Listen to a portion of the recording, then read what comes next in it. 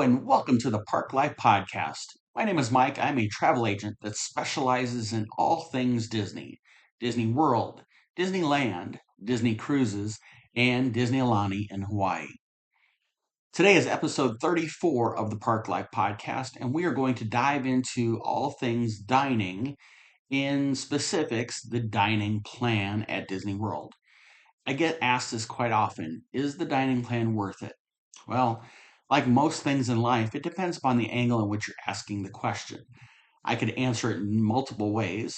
And so instead of doing that, I wanted to provide you with as much information as I could about the dining plan itself so that when you're ready to book your next trip, you'll be a little bit more educated on what the options are and what things to consider when trying to decide, is it worth it? Now, if you work with me as your travel agent, when I price out trips, I will price them with the dining plan, without the dining plan. I'll look at different promotions that are available to see which one provides you the biggest bang for your buck, and we go from there. So let's start with the basics. There are two different dining plans that Disney World offers their guests. The first is called the Disney Quick Service Dining Plan. That plan, I should note for both these plans actually, for every member in your reservation, they must have a dining plan if they are age 3 and older. Children that are 2 and younger cannot be a part of the dining plan, and I'll talk about that here in a little while. So, ages 3 and up, if you're buying the dining plan, it would include all members in your reservation party, and it's per night stay of what I'm going to cover here in a second as far as what you get. So, if it's a 3-night stay, technically there for 4 days: check in day, day 2, day 3, and then check out day. But it's 3-night stay of credits that you're getting for the dining plans. So, let's start with the quick service dining plan. With that, each member in your party will get 2 quick service or counter service meals per night stay, which also includes a drink. Each member in your party will get 1 snack per night stay as part of the plan. And then each member in your party will get a resort refillable mug. If you're watching me on YouTube, it looks similar to this. This is my 50th anniversary mug that I brought home from a trip a couple years ago. The mugs are resort refillable mugs. And I make that very clear because people ask all the time, can I take the mug to the parks? And I guess the answer is yes, you can, but Disney will not fill them with soda, coffee, tea, lemonade, any beverage uh, because you have the mug. You might be able to put ice water in it if you wanted to take it with you, but that would be it. It's solely for your resorts. There's also a microchip that sits inside each one of the mugs that they code for the length of your stay. So I get people asking me this too. Hey, I have one of these already. Can I take it back for my next trip? And technically, the answer is yes, but they will not recode the microchip in it, so it will not work at the beverage stations for your second trip. You'll have to purchase a new mug. I'll talk a little bit more about the mugs and the cost here when we get going a little bit further along. Now, the second plan is the Disney Dining Plan. I like to call this the full dining plan, if you will. With this plan, each member in your party, age 3 and up, gets 1 table service or reservation meal per night stay, 1 quick service or counter service meal per night stay, 1 snack per night stay, and you also get the refillable drink mug as a part of the full Disney dining plan. Okay, so those are the specifics on what each plan provides. Now let's talk about cost. Cost can vary. This podcast is coming out in April of 2025. And so the current pricing, and you won't see this on a Disney website. I've done this based on factoring in or quoting a package with dining plan and without dining plan so that I can see the dollar amount difference and then divide that by the number of night stays to get the average cost. So for the Disney Quick Service Dining Plan, the cost is approximately, I might be a penny or two off here, but approximately $59.14 per adult per night stay. And for children ages 3 to 9, it factors out to be $24.70 per kid per night stay. If you do the full Disney dining plan, The cost averages out to be $97.79 per adult per night stay and $30.56 per child per night stay. All right, a lot of numbers there. Let's get into a little bit more specifics. And towards the end here, I actually did an example of a 3 night stay, comparing prices if I had the plan versus if I didn't have the plan, and what I would purchase for my meals throughout the day. So let's assume you have the dining plan, and what you're given are credits. So if I'm doing the quick service dining plan and I'm there for 3 night stay and it's just myself, I get 2 quick service meals per night stay. So I have 6 quick service credits. I have 3 snack credits, and I have the resort mug credit. When I log into my Disney Experience app, I can track that information in the app. It will show me how many credits of each of those that I have. And then when I make a purchase, like when I buy the mug, which I usually do right after I check in when I get there, and fill it up and then take it to my room so I can unpack, and I've got a beverage, nice cold beverage there for me. After I purchase that and I go out to my Disney Experience app, it will deduct that credit from my available credits. In addition, when you make purchases, say I go for breakfast the next morning at my resort and I get Mickey Waffle platter, call it that, my receipt will print out. It will show how many credits I have left for quick service and for snacks.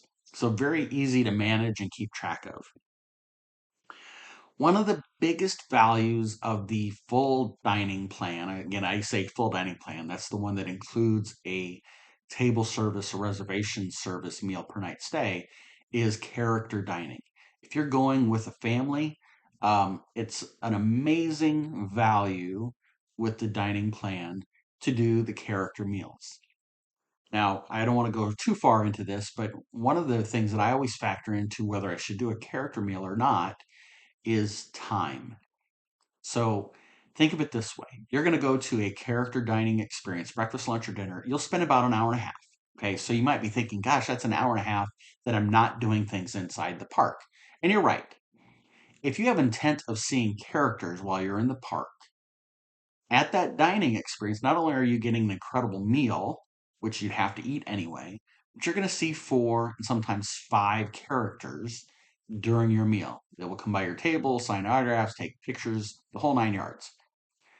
4 or 5 characters, if you're inside the park, probably going to spend at least 15 minutes, maybe up to 30 minutes waiting in line for each character. You're actually saving time doing a character meal. But that's a big value of having the full Disney dining plan, is to be able to do character meals.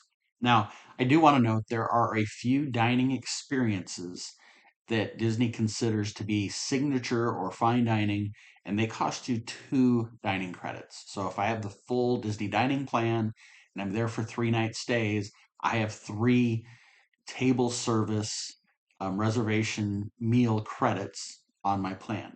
If I book at one of the restaurants I'm about to mention that takes 2 credits for that one meal, I've gone from 3 credits available down to 1. Okay, so keep that in mind. That's one factor that you want to look at when you're considering whether the dining plan is worth it or not. These are the restaurants that you need 2 dining credits for on the full Disney dining plan to eat at. At Magic Kingdom, it is Be Our Guest and Cinderella's Royal Table.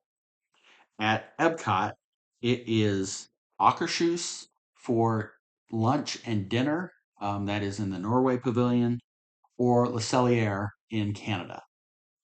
At Hollywood Studios, it is the Brown Derby and the Brown Derby Lounge. And at Animal Kingdom, it is Tiffin's. So those restaurants cost 2 credits, something to factor in if you're buying the full Disney dining plan. There are times throughout the year that Disney offers free dining. Right now, they've got promotions going for different periods of time throughout the 2025 calendar year that if you book a minimum stay, minimum ticket package requirement, you get the dining plan thrown in.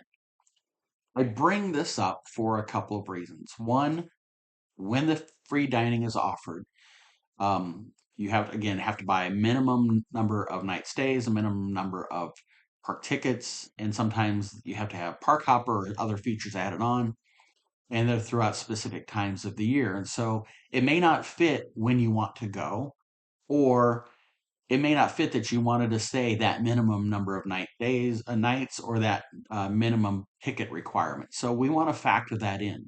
Sometimes Disney is offering this, and they also have room rate promotions. Do not allow you to stack promotions. So we would want to look at what would be the cost of the package if we did the room discount and then just added on dining, versus if we went with the full price of room and ticket package and free dining. So different things we want to look at.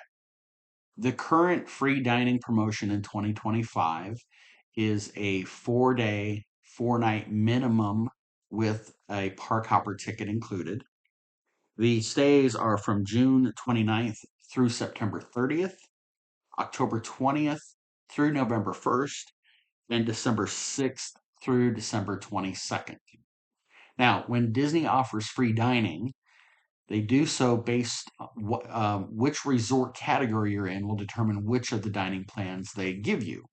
So, if you stay at a value resort or a moderate resort, and so value resorts would be something like the All Stars, Pop Century, Art of Animation.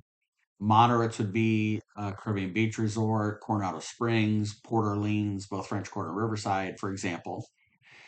The free dining for value and moderate resorts includes the quick service dining plan. If you're staying at a deluxe resort, think of Grand Floridian, Polynesian, Contemporary, Yacht, Beach Club, Boardwalk, Riviera, those destinations, you get the full Disney dining plan as part of your free dining when you book for that promotion. Now, if you're staying at value or moderate resorts, while you get the quick service included free of charge as part of the promotion, you can upsell, if you will, or upgrade to the full dining plan and take advantage of that. You would just pay the difference in that scenario. All right, so let's talk about what's included, what's not included. I told you about the meal credits that you get in snacks and the drink mug. Um, but note that first off, taxes are included in the prices. So that per night amount that I gave earlier for adult and for children ages 3 to 9 includes tax in the meals. Tip is not included, so you would want to factor that in when dining, but it's not included when you are not doing the dining plan as well. So it's kind of, to me, a wash in that sense. Now, for your table service, reservation service, for breakfast, you get one entree or full buffet or the family style meal. So, full buffet, it's like it sounds, you're getting up, walking to a buffet station, loading up your plate, bringing it back to your table. Family style is when they bring a platter of food out to your table, your family consumes that food. And if you want replacements or additional refills of bacon or scrambled eggs or mashed potatoes, whatever it might be, they will happily bring that to you. It's buffet style, but not having to get up and go get the food. They're bringing it to you, basically. In addition, for the breakfast, you get one non-alcoholic or alcoholic drink included with the full dining plan. Now, if you're doing lunch or dinner, you get one entree, one buffet, one family style. You get one dessert, and then you also get the one non-alcoholic or alcoholic drink. So keep that in mind. And those last two pieces, dessert and the alcoholic or non-alcoholic drink, are big factors when answering solely the monetary aspect of is it worth it? And I'll get into that when I do my example here shortly. Now, if you have the Disney quick service dining plan, whether it's breakfast, lunch, or dinner, you get one entree and then one non-alcoholic or alcoholic drink included with your meal per day, per night stay, per person. Now, let's talk about snacks real quick. If you're like me, I could snack all day at Disney. And so there's a number of amazing options available to you. So, different snack options to think about that are included in the dining plan, either dining plan, because you get one snack per person per night stay. So all of the frozen ice cream, popsicle, fruit bars, the Mickey bar, the Mickey ice cream sandwich, those are all included. If you go to one of the ice cream shops, a 2 scoop hard packed ice cream is included in snacks. A single serving of popcorn. So you think about the cardboard box of popcorn. That's a snack that you could utilize the dining plan to pay for. If you're into looking for more healthy options, a piece of whole fruit is a snack. They have a variety of bags of snacks that you can get that are included in the plan.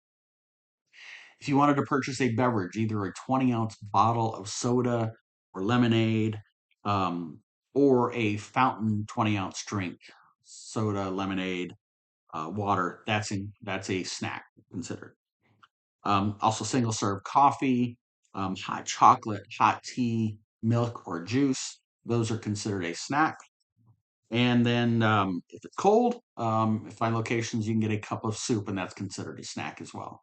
So a ton of options to utilize your snack credits. I said this early on, but I want to repeat it again. If you are there with children that are under the age of 3, you cannot purchase the dining plan for them. The dining plan is only for ages 3 on up. Your children 2 and under can either eat off of an adult's plate at no cost, or you can purchase a separate meal for your child that is 2 and under. I know with my kids, I've had in the past when they're not quite 3, they eat like a 6-year-old, so we would buy them an extra plate. That's at least 1 or 2 of my kids. One of my kids didn't eat quite as much when they were under the age of 3, and so they would just eat off an adult's plate, and it worked out perfectly.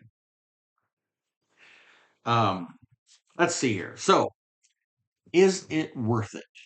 And now, when you ask me, is the dining plan worth it? I think primarily financial is the reason why people are asking the question. So I want to go through an example with you and show you how the answer can be yes, the dining plan is worth it financially. And then we'll talk about how you could eat at Disney and not make the dining plan worth it. This is why I could give you multiple answers. All right, so let's do an apples to apples pricing. This is, to me, the biggest thing about answering is the dining plan worth it? Because if you get the dining plan and eat all those credits and it costs X, but you don't get the dining plan and you eat, very minimally, of course, going that route is going to be more affordable. So I want to do an apples to apples comparison so that you can see how you can get the value out of the dining plan. And then we'll talk about pros and cons of the plan itself. So I'm going to do a 3-night stay, and I'm on a solo trip. It's just me. Selfishly, I'm doing it this way because the math is simpler for me. So it's a 3-night stay. If you remember early on, I told you that the cost averages out to $97.79 for an adult per night.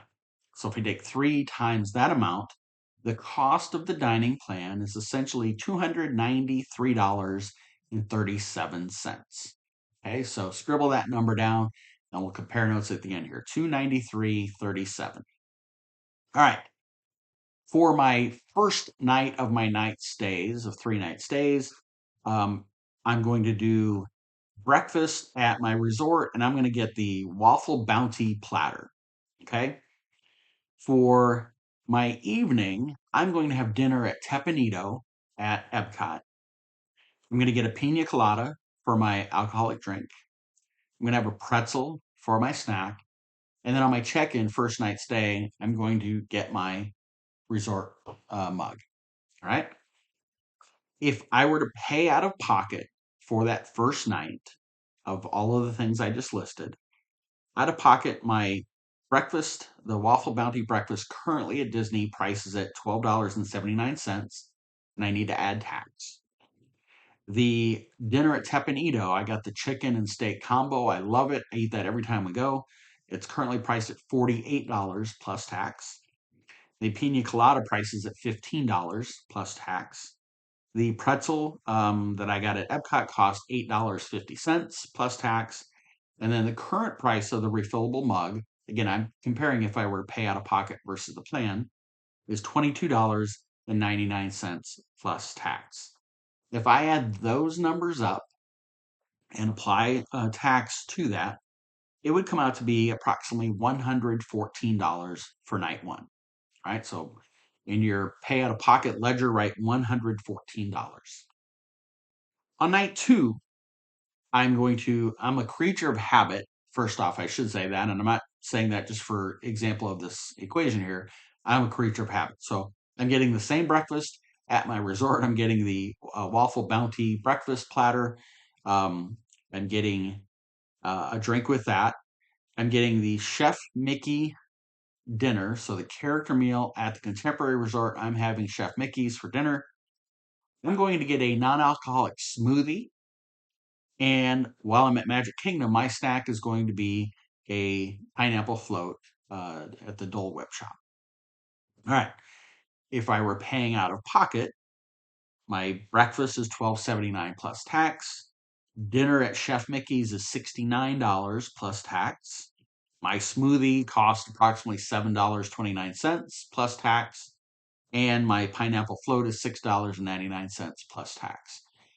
Again, if I add all of those up and apply the tax rate, my cost for that day is approximately $102.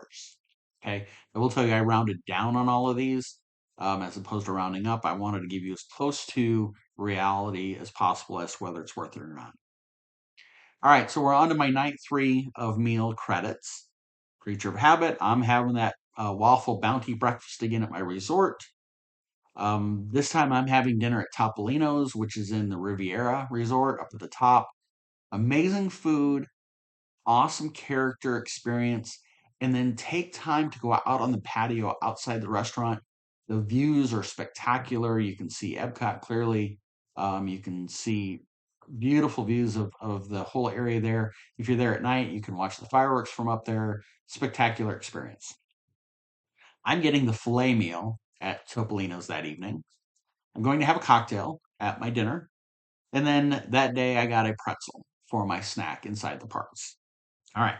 So the cost. My waffle bounty breakfast again is $12.79 plus tax. The filet meal at Topolino's is $62 plus tax.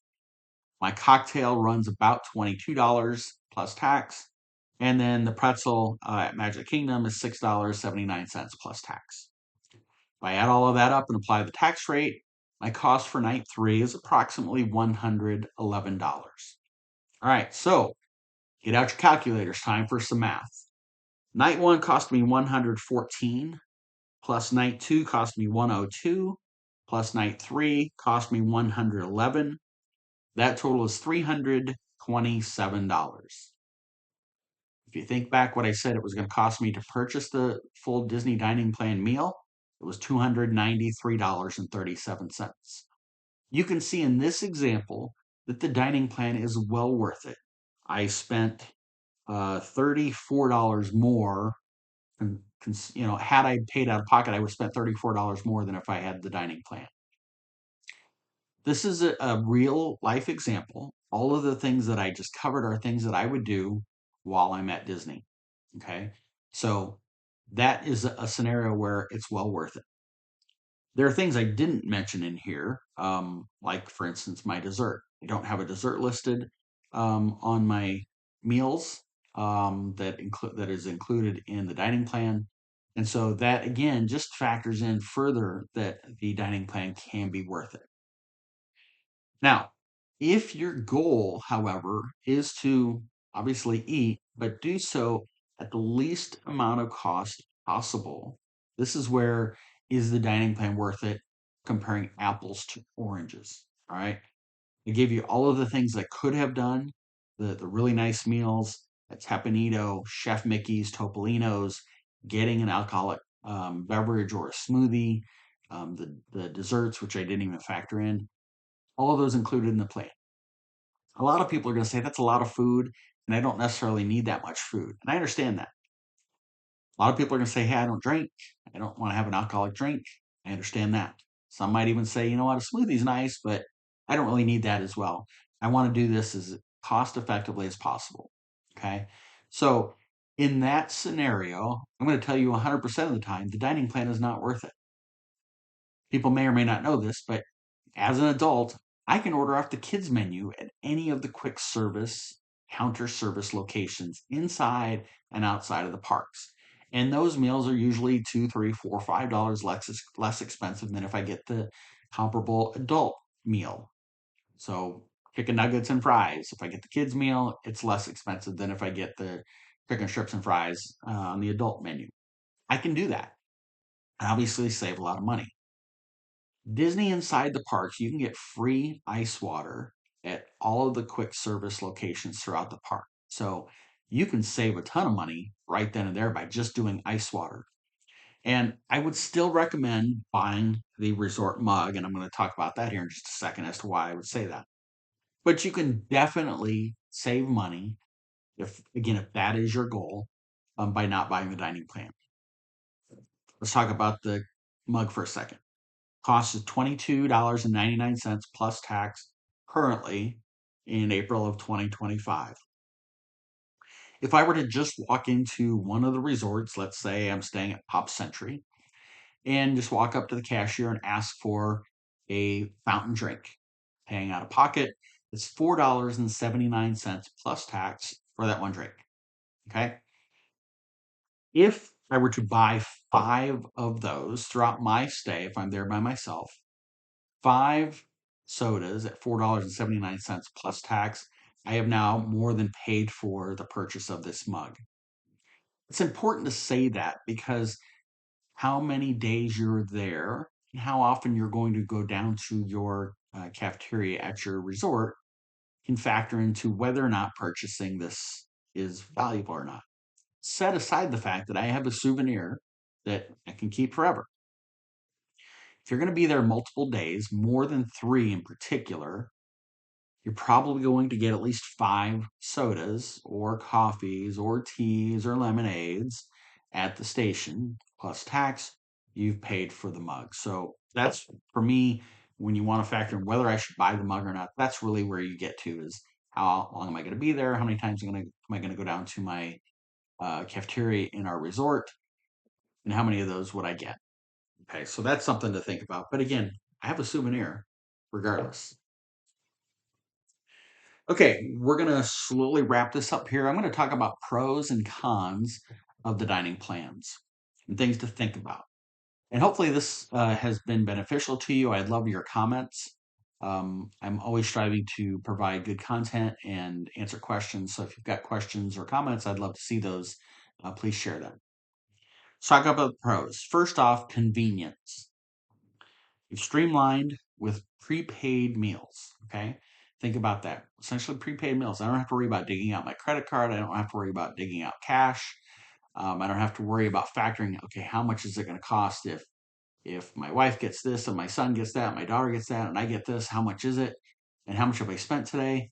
It's all covered because you have the dining plan already in place.